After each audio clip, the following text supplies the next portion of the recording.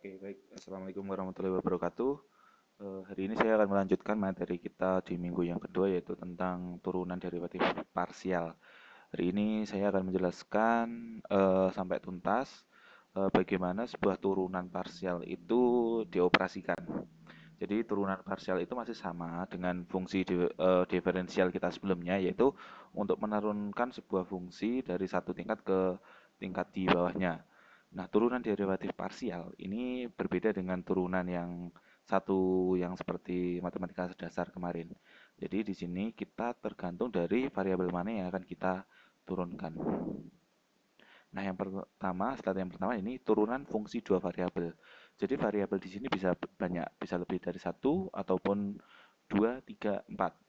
Jadi di situ variabel itu ada x, y, bisa juga ada variabel ketiga z, variabel keempat misalkan ada a dan seterusnya ya. Nah, turunan parsial di sini misalkan diketahui z sama dengan fx, y. Fungsi dengan dua variabel independen x dan y. Karena x dan y independen, maka x berubah-ubah sedangkan y tertentu. Nah, kondisi yang kedua, bisa juga y berubah-ubah sedangkan x tertentu.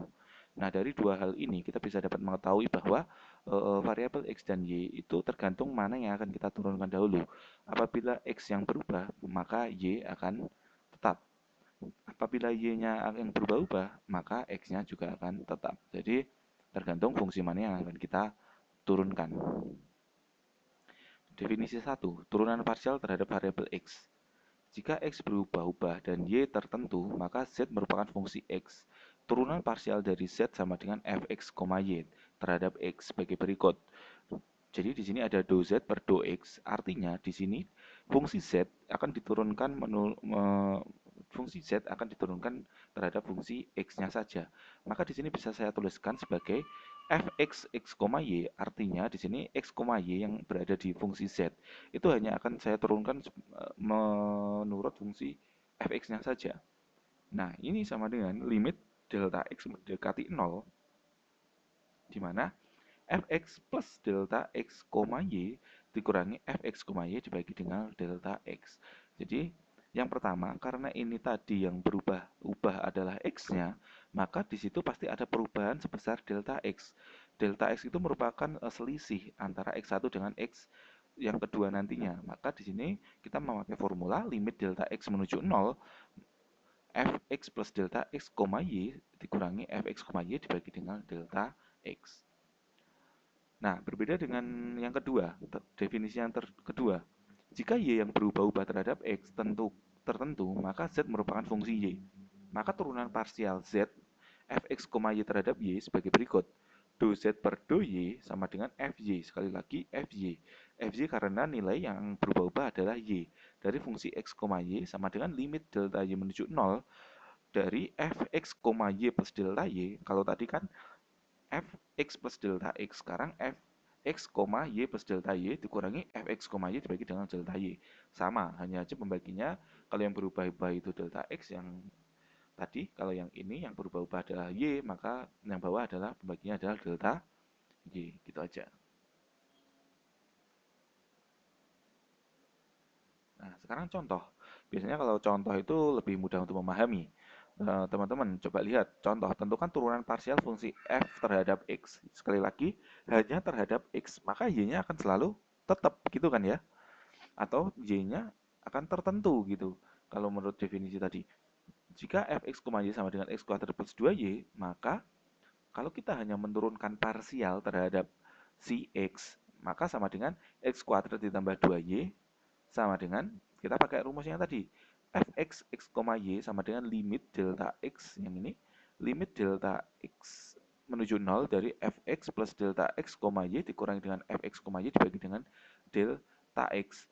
Nah, limit delta x menuju 0 dari yang pertama adalah fungsi x. X di sini adalah x kuadrat, maka di sini x ditambah delta x di kuadratin gitu kan, karena di sini x-nya kuadrat yang menggantikan sebagai fx, y ditambahkan 2y dikurangi dengan x kuadrat ditambahkan dengan 2y dibagi dengan delta x. Nah, ini kalau kalian hitung, coba. Ini kan x kuadrat itu x kuadrat ditambah 2 kali x ditambah delta x ya 2 2x delta x gitu kan, ditambah dengan delta x kuadrat, ditambahkan 2y, dikurangi x kuadrat, ditambahkan 2y. Nah, plus ketemu min jadinya kan min, yang ini. Min ketemu plus ini juga jadi min. Maka x yang kuadrat ini akan tercoret habis dengan x kuadrat yang di sini. Kemudian 2y yang ini akan mencoret habis dengan 2y yang di sini, ya kan? Kemudian ada satu lagi, delta x kuadrat yang ini akan habis dengan di sini, gitu kan? Nah, maka kalau kita coret-coret, mungkin teman-teman nanti bisa membedahnya ini di kanannya gitu pakai coret-coretan. Itu akan terjadi seperti ini. Limit delta x menuju 0 dari 2x plus delta x. Nah, sekarang kita masukkan x-nya menuju 0. Artinya gimana kalau x-nya menuju 0? Sorry, delta x-nya menuju 0, bukan x-nya ya, tapi delta x-nya. Artinya delta x yang ini kan sama dengan 0. Nah, dari situ kita tahu nilai turunan dari fungsi fx, y sama dengan 2x. Gitu ya. Jadi, ini adalah awal mulanya kenapa fungsi parsial itu tidak menggunakan, tidak menghiraukan fungsi yang lainnya, variabel lainnya. Nah, coba kalian pahami ini tadi. Karena kita memakai fungsi parsial terhadap x, maka yang y ini diabaikan. Ibaratnya dianggap y itu nggak ada gitu kan ya. Coba kalian lihat, kalian bisa langsung menurunkan fungsi x kuadrat ini. Turunan dari fungsi x kuadrat itu adalah 2x ya kan. Nah, setelah itu di kanannya kan nggak ada fungsi x lagi. Ya udah, turunannya adalah 2x. Simple gitu aja.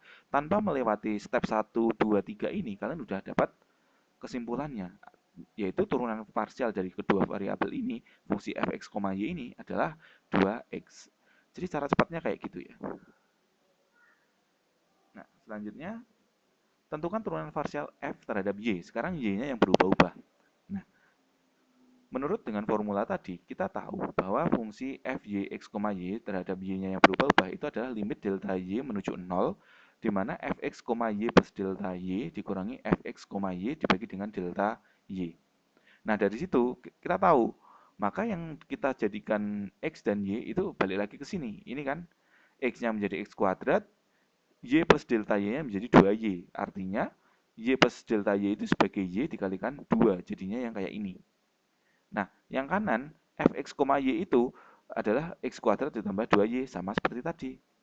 Ini juga bisa dibedah kayak tadi, x kuadrat ditambahkan 2 kali y, ditambahkan dengan 2 kali delta y, dikurangi dengan x kuadrat ditambahkan dengan 2y, gitu kan? Nah, 2y habis dengan 2y.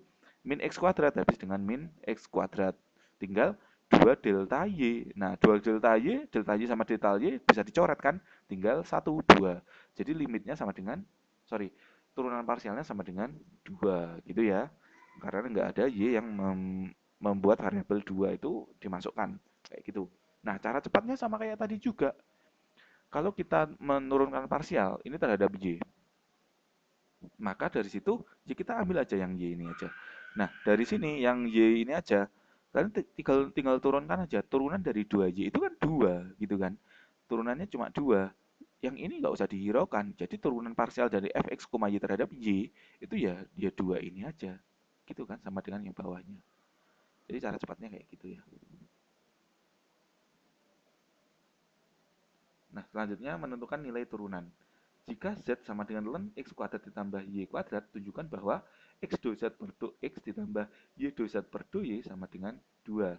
Nah, untuk menjawab ini perlu ditentukan terlebih dahulu do z dan do x dan do z dan do y.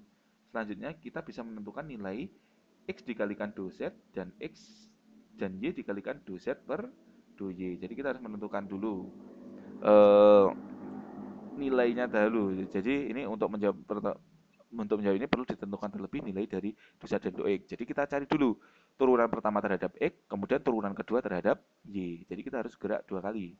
Nah, jawabnya kayak gini. Tadi kan pertanyaannya z sama dengan ln x kuadrat per y kuadrat. Tentukan turunan parsial terhadap x dan y. Nah, cara yang pertama kita harus menentukan dia terhadap turunannya terhadap x dulu. Berarti kita pakai do z per do x. Dengan rumus formula yang tadi kita tahu bahwa do turunan dari ln x kuadrat plus y kuadrat dibagi dengan do x sama dengan 2x dibagi dengan x kuadrat plus y kuadrat. Nah, ini sebenarnya tinggal dibalik aja. Cara menentukan turunan dari len itu kita ambil gini aja. Kita ambil dia yang sebagai variabel yang diturunkan yaitu 2x kan. 2x kita bagi dengan turunan yang semula fungsinya. Itu khusus untuk len.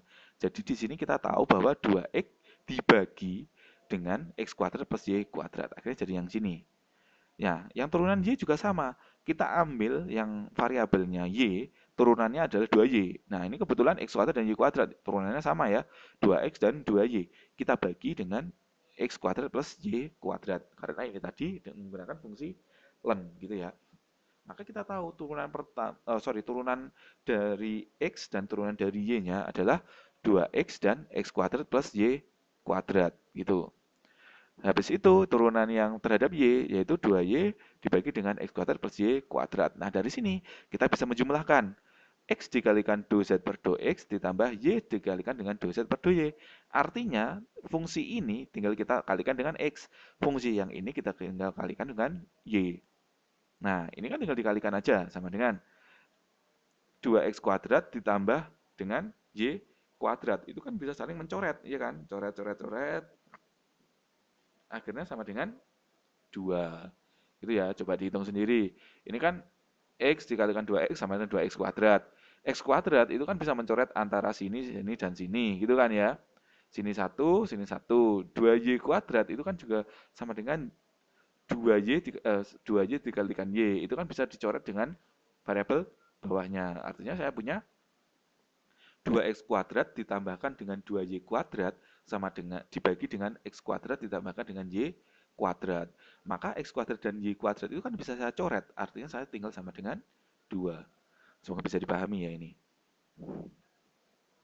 Nah, setelah kita tahu tadi turunan parsial tingkat 1, maka di sini kita belajar tentang turunan parsial tingkat 2. Turunan parsial tingkat 2 itu sama dengan turunan parsial tingkat 1.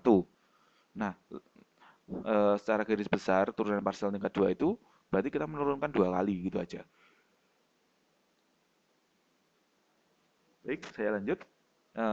Jika fungsi z sama dengan fx, y mempunyai turunan parsial di setiap titik x dan y, maka pada suatu daerah maka dou z per dou x itu sama dengan fx x, y dan dou z per dou y sama dengan fy x, y. Jadi setiap satu elemen satu fungsi ini dia memiliki dua turunan terhadap x dan terhadap y. Nah, merupakan fungsi x dan y yang mungkin juga mempunyai turunan parsial yang disebut sebagai turunan parsial tingkat 2.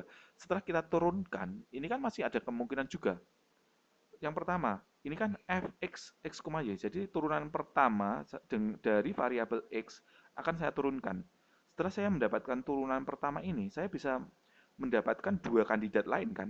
Jadi setelah saya mendapatkan turunan pertama itu bisa saya turunkan lagi terhadap x dan dia juga saya bisa turunkan lagi terhadap y. Begitupun juga turunan pertama terhadap y ini.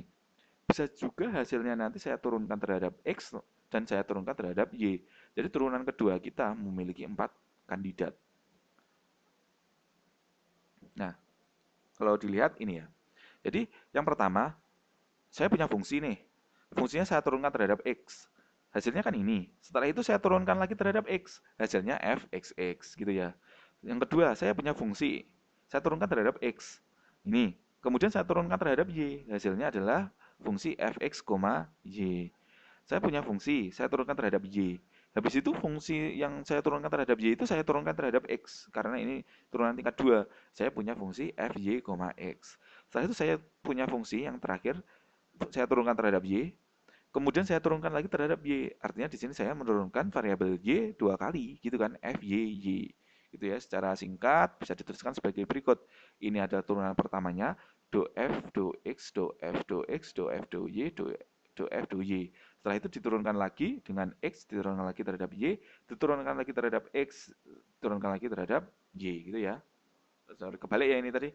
Yang pertama diturunkan terhadap x, habis itu diturunkan terhadap x, yang kedua diturunkan terhadap x, kemudian diturunkan terhadap y, kemudian yang ketiga diturunkan terhadap y, kemudian diturunkan lagi terhadap x, yang keempat ada diturunkan terhadap y, kemudian diturunkan lagi terhadap y. Artinya di sini ada do dua kali atau do kuadrat f dibagi dengan do y karena kita turunkan dua kali y pangkat 2 gitu.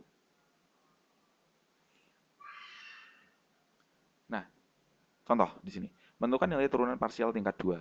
Tentukan turunan parsial tingkat 2 untuk fungsi fx, y dari x kuadrat y dikurangi 3xy ditambahkan 2x kuadrat y kuadrat. Nah, di sini kita punya beberapa alternatif jawaban ya. Yang pertama adalah kita turunkan dulu terhadap x. Nah, kita menurunkan terhadap x itu gampang aja. Yang pertama, kita lihat yang pertama ini. Ini x kuadrat y. Maka yang bisa kita turunkan itu hanyalah siapa? 2x ya. X kuadrat Y itu kan kalau tadi kan saya bilang dia yang nggak ada variabel X-nya itu bisa kita hiraukan. Tetapi di sini seluruhnya ada variabel X-nya. Ketika kita menurunkan terhadap variabel X, maka seluruhnya juga ikut gitu ya. Makanya di sini saya hanya menurunkan dia yang memiliki variabel X. Maka X kuadrat saya turunkan dia menjadi 2X. Belakangnya tetap dikurangi dengan 3xy. X ini kan pangkat 1. Kalau saya turunkan hilang toh. Jadi sama dengan 3y. Ditambahkan dengan 2 kali x kuadrat y kuadrat. Nah, x kuadrat ini kalau saya turunkan kan jadi 2x. 2x dikalikan 2 kan 4x. Gitu kan, 4x y kuadrat. Maka saya punya jawabannya yang ini. Gitu ya. Nah, setelah itu saya punya turunan kedua. Turunan pertama terhadap y. Turunan pertama saya terhadap y itu juga tergantung kayak tadi. X kuadrat itu kan nggak saya hiraukan. X kuadrat itu kan saya hiraukan. Saya kan cuma mau mau ngambil yang y. Y di sini kan pangkat 1. Kalau saya turunkan kan hilang, gitu kan? Makanya di sini tinggal x kuadrat aja. 3xy, 3xy itu kan y-nya nggak ada, ya kan? Karena kita turunkan. Tinggal 3x-nya aja, kayak kasusnya kayak yang ini tadi. Sementara yang terakhir, 2x kuadrat y kuadrat. Ini kan y kuadrat itu kalau saya turunkan kan menjadi 2y. Maka saya kalikan 2 menjadi 4, gitu kan? 4x kuadrat y, udah gitu aja. Karena 2 ini turun ke bawah. Jadi hasilnya adalah x kuadrat min 3x plus 4x kuadrat y. Nah, ini adalah turunan pertama. Selanjutnya kita mau menurunkan kedua. Turunan kedua kita punya 4 kandidat. Yang pertama atas kita turunkan terhadap y, atas kita turunkan terhadap x dulu, kemudian saya turunkan terhadap y. Yang bawah saya turunkan terhadap x, kemudian saya turunkan terhadap y. Nah, sekarang ada fxx. Ya, besarin fxx.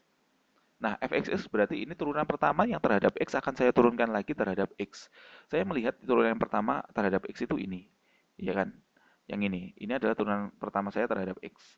Maka turunan ini akan saya turunkan lagi terhadap x. Di sini saya punya 2xy. Artinya x ini saya turunkan tinggal 2y. Saya tulis di sini 2y. 3y nggak ada, dia nggak punya x. Langsung 0 karena dia tidak memiliki eh, variabel x. Maka di sini kita hilangkan. Kemudian 4xy kuadrat, ini kan ada variabel x-nya. Berarti x-nya pangkat 1, turunannya adalah 0, hilang 1 gitu kan. Tinggal 4 dikalikan dengan y kuadrat yang ini. Sementara yang kedua, fyy. Fyy berarti turunan y, kita turunkan lagi terhadap y. Kita lihat yang pertama, x kuadrat nggak ada y-nya, ya udah hilang. 3x nggak ada y-nya, ya udah hilang. 4x kuadrat y, ada y-nya.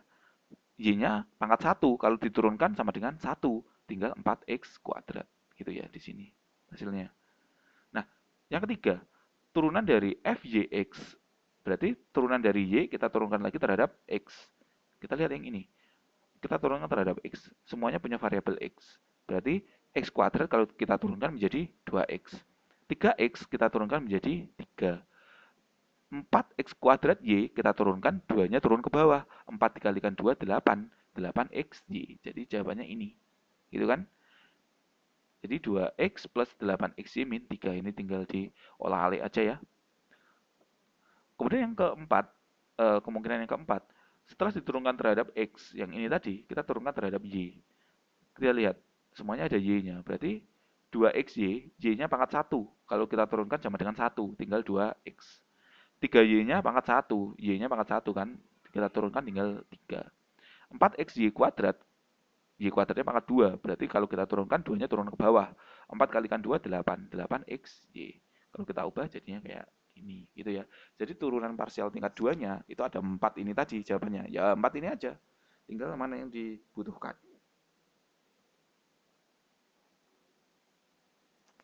Nah, untuk turunan parsial tingkat 3, Itu ada juga, sama juga caranya. Sama kayak 2, tinggal kalian tambahkan lagi turunannya. Kalau tadi ada fxx, sekarang ada fxx gitu ya.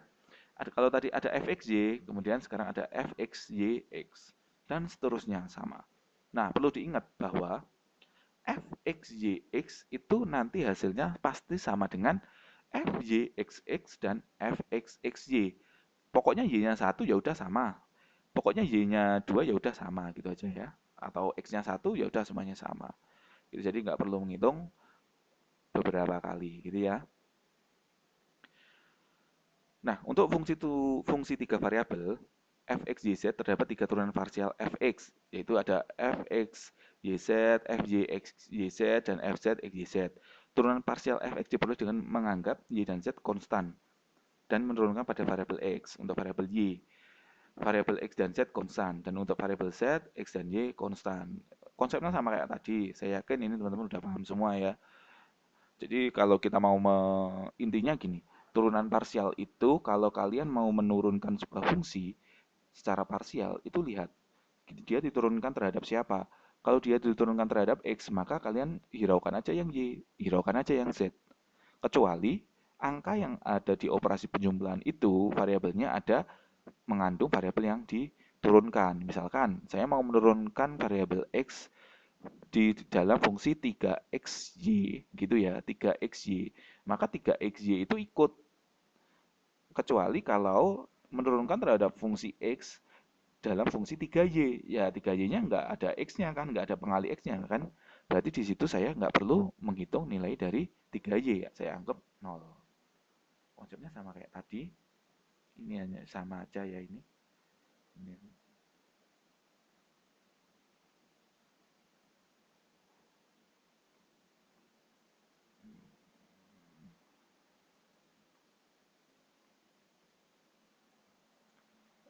Ini aja latihan soalnya, bisa dilihat ya.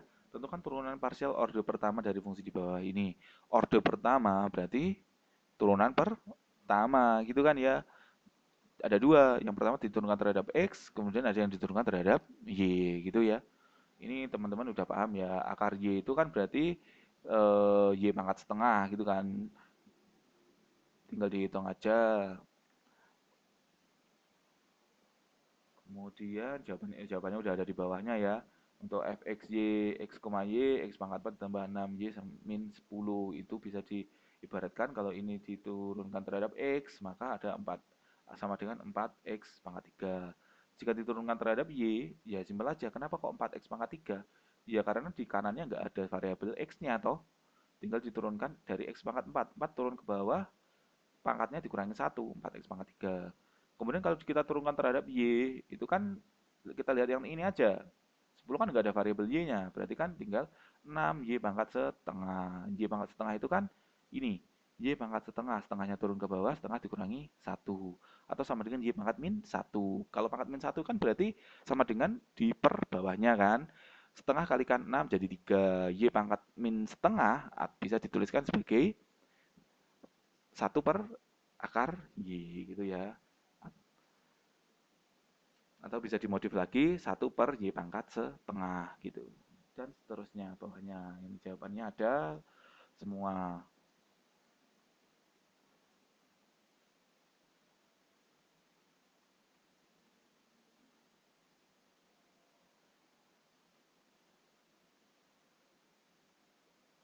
Ini yang ln X tadi. Ln X tadi kan sama dengan turunannya adalah 2x dibagi dengan nilainya sendiri kan. X kuadrat sorry, x kuadrat kalau diturunkan 2x dibagi dengan ln X. Dan seterusnya sama. Ini caranya aja ya, banyak banget. Karena ya angkanya banyak ya ini. Coba yang ini kasusnya apa yang ini? Oh, ini kalau kita memakai cara yang sama ya, cara yang tadi ya, kita masukin ke dalam tapi nggak perlu.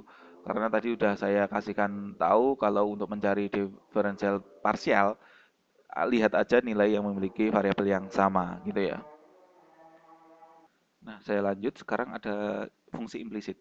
Fungsi implisit di sini misalkan fx, y sama dengan 0 mendefinisikan y secara implisit sebagai suatu fungsi x Misalkan katakan Y sama dengan GX, tetapi fungsi G sukar untuk ditentukan. Maka suatu dy per dx dari kasus ini dapat ditentukan dengan menerapkan aturan rantai sebagai berikut. Kalian coba lihat aja. Dy per dx sama dengan do f per do x, do f per do y. Ini berasal dari ini ya.